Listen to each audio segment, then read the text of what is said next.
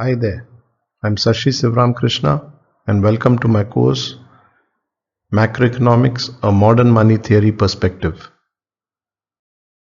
We are in part 1 of the course Macroeconomics and Money.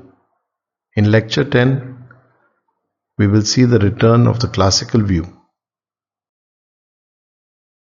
The oil shocks of the 1970s were the beginning of the end of Keynesianism in the post-Second World War era. These shocks had induced not just high rates of unemployment, but also accelerating rates of inflation. This prompted a return to classical thinking. The classical economists, in their new avatar, returned with a vengeance. They argued that fiscal policy was ineffective not just in the long run, but also in the short run, and that expansionary fiscal policies do nothing about unemployment. In fact, their only contribution is to create accelerating rates of inflation.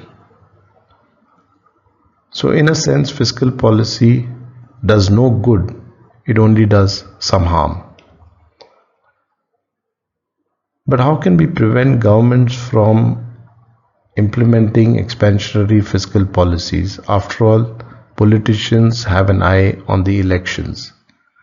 For this, economists advocated that we have independent central banks which can counter the expansionary fiscal policies by raising interest rates so that consumption spending and investment spending is pulled down, and that prevents any kind of inflationary pressures that might build up in the economy because of fiscal policy.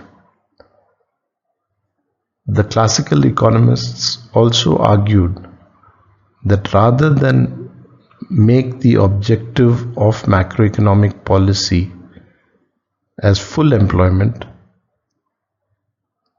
macroeconomic policy must aim at low and stable inflation so that the private sector can take proper decisions and thereby ensure that an economy remains as close as possible to its long-term potential growth path. A number of sub-schools of thought emerged from classical thinking.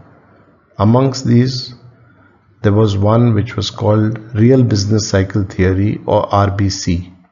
RBC essentially argued that a business cycle is nothing but an optimal response to a technological shock, and that any kind of intervention to dampen this business cycle would be suboptimal and thereby welfare reducing.